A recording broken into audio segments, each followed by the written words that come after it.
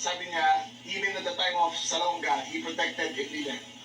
Ang sabi ko sa kanya, in a not very calm voice kasi umakit na, Sir, I'm sorry, you lost that privilege when Bato escaped.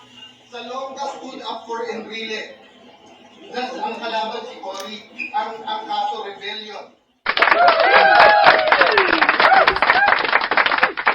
Hello, isang mapagpaalang umaga po sa inyong lahat, mga minamahal kong kababayan Luzon, Visayas at Mindanao at sa ating mga OFW at balikbayan po dyan sa iba't ibang panig po ng ating mundo. Isang mapagpaalang araw or gabi po sa inyong kinararoon ng mga lalabs. Dito na naman po muli ang inyong Kuya Alan guys para maghatid po ng kasalukuyang pangyayari po ngayon sa ating bansang Pilipinas guys sa mga kaguluhan po dito sa ating Senado. At ayan na nga mga minamahal kong kababayan, ang topic po natin ngayon tungkol pa rin po sa pag-aresto kay Jinggoy Estrada guys, no? Sa kanyang kasong plunder case, plunder and graft in corruption, no? So, ito guys, no? 'Di ba na-topic na po natin kahapon itong nangyaring si Jinggoy ay nagpaliwanag sa taong bayan sa kanyang kalagayan ngayon at siya naninindigan daw dito sa pamunuan pa rin ng SP Alan Dimunyong Cayetano na ito, no guys, no? At itong si Dimunyong Cayetano naman ay sa pag-aresto kay Jinggoy Estrada, panoorin nyo po kung paano po sinupalpal or nireject ni SILG Secretary John B. Cremulya, no, ang mga paliwanag ni Alan Dimunyong Cayetano na iyan, di ba? Mga minamahal kong kababayan, sapagkat gusto niya naman arborin si Jinggoy, i-custody na naman daw nila sa Senado, pero hindi na po pumayag ang ating mga kapulisan guys, ang ating law enforcement para naig yung gustong mangyari ni Alan Peter Cayetano, yung kagustuhan na Senate custody na naman nila si Jinggoy, di ba mga minamahal kong kababayan, sapagkat sabi ng ating SILG Secretary John B. Cremulya ay nadala na raw po siya or sila na pagtiwalaan po ang Senado sapagkat pinatakas nila si Bato. So minsan na raw sila binigyan ng privilege, no? Pero sinayang nila yon. Kaya hindi na pwede magtiwala ang law enforcement natin para pagkatiwalaan pa rin sila at ipagkatiwala sa kanila ang isang fugitive guys, no? Sa madalit sabi, katulad ng nangyari kay Bato de la Rosa. Alam nyo guys yung paliwanag ni Jinggoy Estrada kahapon sa taong bayan. Sapul si Bato de la Rosa doon eh. Mabuti pa nga ito si Jinggoy, may tapang na harapin yung mga kaso na sinampas sa kanya eh. Pero si Bato de la Rosa naturingang dating PNP chief hatulin hatakbo. Di ba mga minamahal kong kababayan at hanggang ngayon nagtatago pa rin. Hindi na siya nahiya sa kanyang sarili. Di ba? Di ba mga minamahal ko? Mabuti si Jinggoy kahit na ganyan magnanakaw magnanakaw pa rin. Di ba mga minamahal kong kababayan? Oo. Pero ang nakakatuwa dito guys, yung mga banat ni Alan na Dimunyong Cayetano na ito ay hindi na umubra guys. Gusto naman sanang arborin si Jinggoy. Kaya ang ginawa na lang ni Jinggoy, nagpaliwanag na lang na kunyari, di ba? Kasi wala nang nagawa si Alan Peter Cayetano eh. Kaya yung paliwanag niya kahapon guys, yung unang upload natin, ay nanindigan na lang siya na harapin niya ang kanyang kuwan at hindi siya magpapa-under custody ng Senado. Yun na lang sinabi niya. So wala siya magawa eh.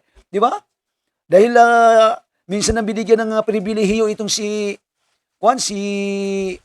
Alan Dimunyong Cayetano na ito eh, na ipagkatiwala sa kanilang custodial si Senator Bato, subalit pinatakas. Di ba? Tapos ngayon gusto na namang umipal. Ipal talaga. Oo. Pabida. Pero hindi na siya umubra guys. Yung pagiging bugago niya ngayon ay hindi na umubra.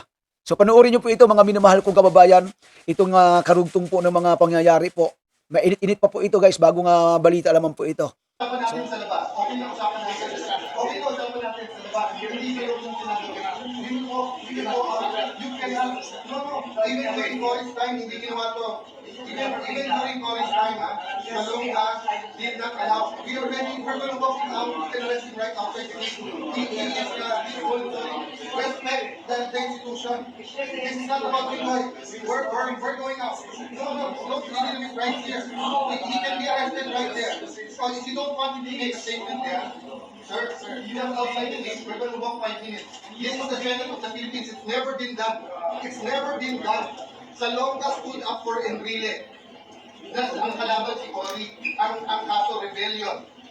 Anong ginawa? They walked out. We're just asking you to walk out. But let's walk. Let's walk. Let's walk. You are right here.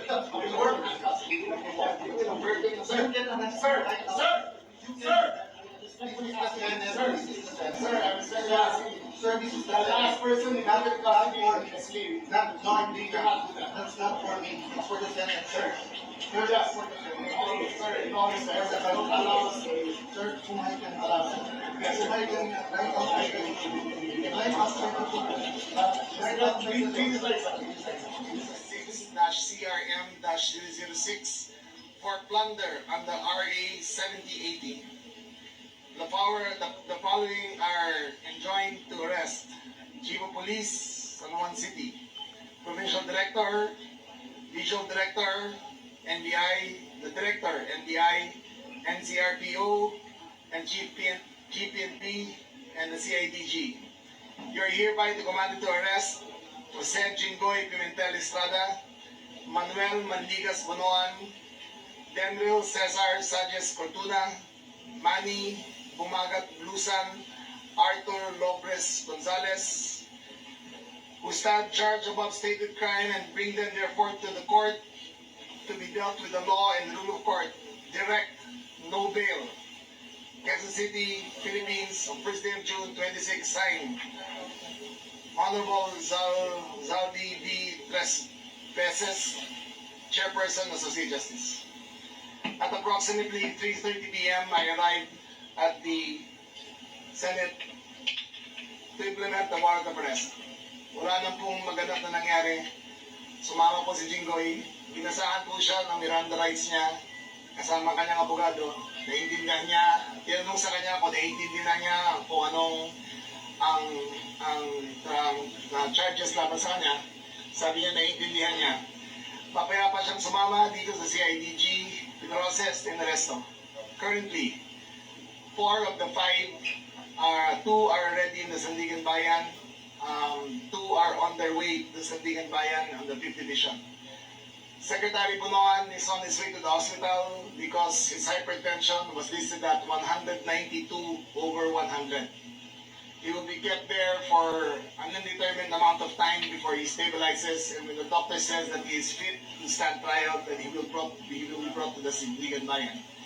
Meanwhile, full security po siya, hindi po siya makakalabas at restricted access papunta sa kanya. Senator Jinggoy cooperated fully together with the other accused. They were found to be in good health and are now on their way to face the courts. Sabi niya, even at the time of Salonga, he protected Enrile. Ang sabi ko sa kanya, in a not very calm voice kasi umakit na, "Sir, I'm sorry, you lost that privilege when Bato escaped.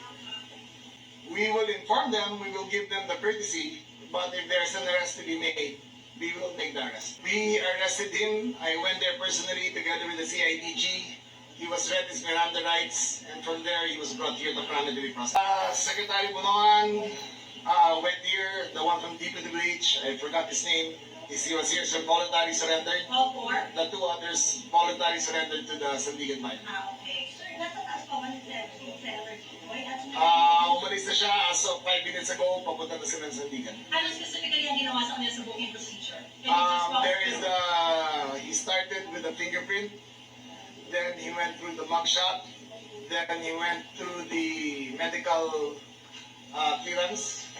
Tinapos muna silang tatlo. Nung natapos yung tatlo, dinicide na si Secretary Bunoan was not fit to go to the Sandigan, kaya diretso ko na siya sa hospital. Senator Jinggoy Estrada requested prior to this for a knee replacement surgery. No, Ano sa ninyo? it was a concern of his. Pero sabi ko sa kanya, wala akong kapangyarihan dyan. Ng Sandigan Bayan na pwede magsabi kung pwede siya mag-opera o hindi. I think to show solidarity with Jinggoy, He said that sasamahan kita pre, and that's his exact words, sasamahan kita. Wala naman siya other request, sir, na iba doon siya Wala naman. Sir, si Bunuan sa hospital, hindi ko ba sa... Hindi ko alam eh, sabi ko kung saan, ano niya, kung saan yung PNPH, yes. Sa hospital sa hospital na... I think so. Dito ba? Sa ganito? Dito lang. Hospital arrest, but he has not been indicted. So, iintay natin yung indictment niya before he's formally charged. So, he is arrested, but he is not remanded by the court to go to the hospital. Ito sa decision kasi nga, imminent na yung stroke niya at 192. So, ito sa decision na dalhin muna siya ron bago siya i-transport papunta ng Sandigan. Sir, assurance natin na walang special treatment po kay Senator Jinggoy. Wala talaga. Same as the others who have been co-accused. Depende kung saan sasabihin ng Sandigan, they will be dealt fairly, equally. No special privileges. May no idea where exactly they'll be committed at this point? Sandigan is the only authority to say that. Where people po, sir, sa Again, Sandigan is the only authority na pwede magsabi. Kung saan. Depende sa doktor niya, but there is a baseline for good health. Kasi nakalagay doon condition of reasonable health. So pag bumaba yung mag-stabilize ang blood pressure niya, dadali na siya, mag-return ng warrant na kami sa division. No, he is arrested but not yet indicted. Sir, but why is the full surrender? Kasi yun yung narrative ng Jinggoy. Hindi, surrendered siya dito. Okay, surrendered siya. He's already in the custody of the police, but he has not been formally charged in front of the judge. Sir, arrested him. He surrendered again, okay, he surrendered, he was read his rights, okay, but he is not yet in the custody of the court. He's in the custody of the police. So kasi may process siya, di ba? So, haharap muna siya sa judge, sa Sandigan, then they will say guilty or not guilty. And we arrested him in the Senate. He was read his rights in the Senate. He acknowledged that having understood his rights, before he went to the crossroom, I warned him, sir, anything you say will be used against you. So yes, I understand. Sir, just to follow up, bakit po siya hindi natin consider yung narrative niya na surrender? Kasi bakit yan? Well, that's his, you can see, makikita niyo naman sa video that he was read his rights in the Senate. Sir, So that technically constitutes an arrest. so sir, it's correct kasi na bago po siya kumarap sa press ko, sinabi niya mag-surrender siya. He was Hindi surrendered. already arrested. Yes. He was read his rights. Reaction nyo dun sa sinasabi na parang atat na atat kayong ipulihin sila, isa-isahin kayo, isa-isahin sila. There is no right or wrong here. The actual warrant arrived to my possession at 2:45. And by 3:15, I was in the Senate. There is no right or wrong answer in this. As soon as I got the warrant, I acted. Siguro yung konting miscommunication ng other issues sa Secretary na with Senate President, hindi ba natin dilitin namin sir na tama ko sa akin? Hindi naman. He was explaining his side that it's never happened before. But my side was that nung nakawala si Bato, you lost that privilege already of having protected custody. Parang yung dilitin sir, yung statement. We were fine. Magkasama kami rin sa taas. We were talking afterwards and he understood. Ano na sinasabi ko? Hindi ba sinabi naman niya talaga from the very beginning, sa local court that will issue the arrest warrant, susundin nila? Yes. May ganun. He was insisting that nobody could be arrested inside the Senate. He was requesting that he be brought out of the Senate first. But this has been on 6 years that we're talking about. Exactly. And I said, I'm sorry, sir. We do not, you lost that privilege when Senator Bato escaped. We will arrest him now on the spot. Was it only because of the escape of Bato or because there's also a 6-year rule na it Both, becomes 6 both, years? both. Usually, meron kasing Senate and executive, respect for the leadership. Usually, lalabas mo na yan eh. But tama na, di ba? Tama na. There's no more hiding behind the curtains of the Senate. Sir, pinayagan ba na mag-press po siya na It's within his rights. I warned him. I did warn him. I told him, whatever you say can be used against you. And he said he understands.